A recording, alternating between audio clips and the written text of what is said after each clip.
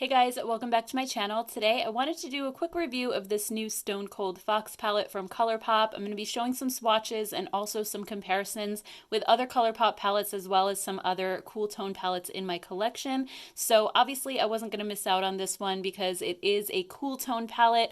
You do have 30 shades in here, so it's one of Colourpop's larger palettes similar to the Bare Necessities palette they came out with earlier this year. So let's take a quick look inside. So overall I do think this looks like a really cool toned palette. I do see a couple of warmer shades, particularly in this row right here. This brown looks a little bit warmer, also this coppery shade, and then this brown kind of leans like more neutral to warm, but overall I would say for the most part it is mostly cool tones. And one thing I noticed is that they've arranged this palette into color rows. So for example, this row here on the side is pinks, and then you have a row of browns. Then you have a row of gray, and then you have blues with the black at the bottom. This one is more taupey shades, and then over here you have kind of your dusty mauvey pinks or almost bordering on lavender colors. So I really like the way that they've organized this palette by color. I think it makes it a little bit less overwhelming just to have everything in groups rather than having the colors kind of all spread out across the palette. I think that's really great. So as far as the finishes go in this palette, you have 9 shimmer finishes, 17 true mattes, and then you have 4 of the mattes with the micro glitter. You have this one called Dreamful, you have Truffles, Play It Coal, and For Granite. So that's just something to be aware of. These are the type of shades where if you apply them with a fluffy brush, usually the glitter kind of brushes away and you're just left with a matte shade.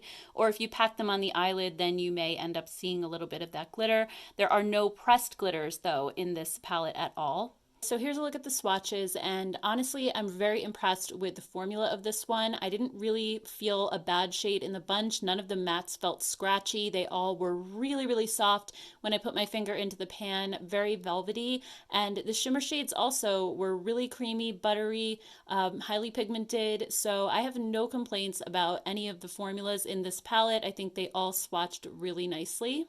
Alright guys, so now let's go ahead and get into some comparisons. Let's start with Stone Cold Fox versus Bare Necessities. So when Bare Necessities first came out, I thought of it as a very neutral palette, but looking at it next to Stone Cold Fox, it actually looks very warm toned, even though that's not really the case. There are some warm tones, I think, down near the bottom of the palette, and over here on this side there's a couple, but there's also some really cool tones like in this top row and then this middle row with these purples. So I think this one kind of had a good mix of warm and cool, while this one is mostly cool toned with just a couple of warm tone shades in this row right here. So I just wanted to show you the difference between these two. Let's go ahead and do a quick split screen and you'll see the Stone Cold Fox palette on the top and Bare Necessities on the bottom, and that way you can see how they swatch out. And I do think Bare Necessities has a lot more warm tones than cool, so if you really enjoy those cool tones, I think Stone Cold Fox might be more up your alley. But if you like having that mix that sort of skews a little bit more to the warm tone side, then Bare Necessities is probably a better palette for you. Alright, so next up, let's compare Stone Cold Fox to That's Taupe. This palette just came out very recently. So looking at the two side by side, you can see that That's Taupe is definitely a cool tone palette. I think a lot of the colors look very similar, so let's go ahead and take a look at some swatches. And when you look at these two swatched out, I see so many different similarities, particularly with the matte shades. I think the shimmer shades in the new palette in Stone Cold Fox are smoother and not quite as metallic, whereas in That's Taupe, they are really metallic and foiled looking. This one is actually a super shock shadow as well, and there are none of those in the Stone Cold Fox palette.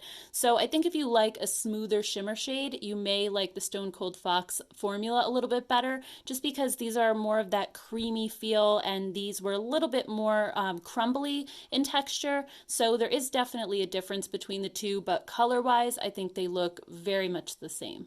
Next up, I want to do a comparison with Fame because I know a lot of you guys do still have this palette even though it's discontinued, and I got so many requests after the fact when I did my comparisons with That's Taupe. So let's take a look at these.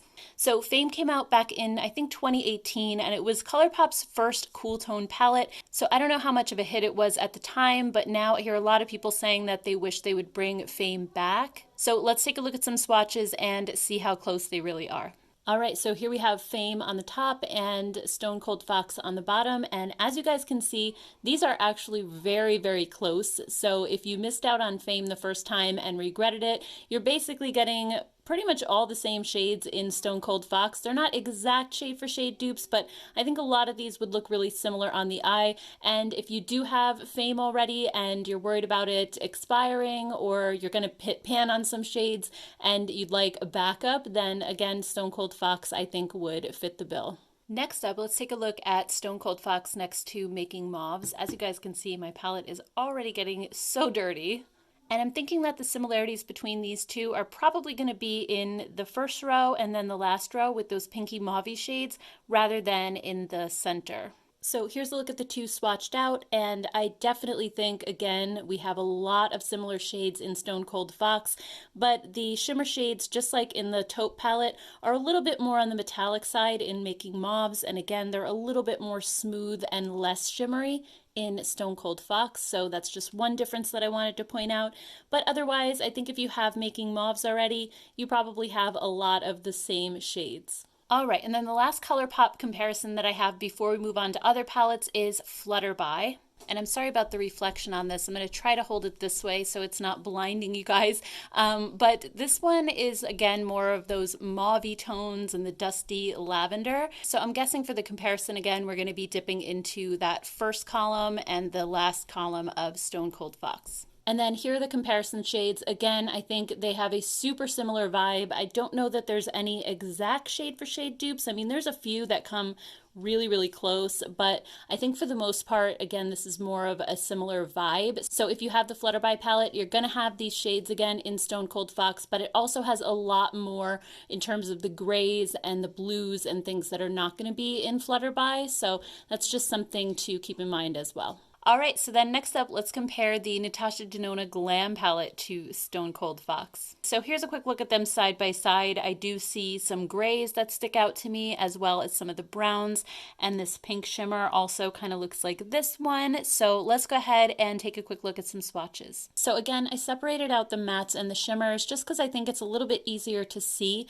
and definitely the mattes look very, very similar in both palettes. And when it comes to the shimmers, I don't see any that are super close. Maybe this one is probably the closest, but no exact dupes. But I have to say that the Colourpop formula reminds me a lot of the shimmers in the Glam palette, just because of how smooth they are and how they're not super metallic. They just kind of have a little sheen to them. They're really beautiful and really creamy. So that's one thing that stuck out to me, is the formula versus the actual shades. So I think with this one, the mattes are much closer than the shimmers are.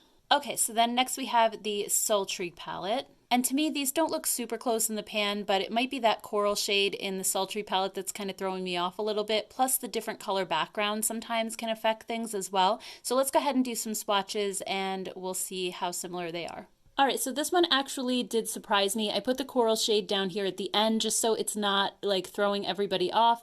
And as you can see, from here all the way to about here, the shades are almost identical, and then from here to the end they're a little bit different, but overall very, very close to the Sultry palette. Again, Stone Cold Fox does have more shades in it than Sultry does, so there are definitely some differences between them as well, even if you do own Sultry. So I thought this one was really interesting, and I'm sorry that I forgot to break up the shimmers and mattes. All right, and then last but not least, we have the BH Cosmetics Love in London palette. I know this one is discontinued, but I know a lot of you guys own it, and I always get requests for it when I'm doing these comparisons. So looking at the two side by side, there are definitely some shades that jump out at me as being similar, but the BH Cosmetics palette also does have a lot of warm tones. So let's go ahead and compare the swatches.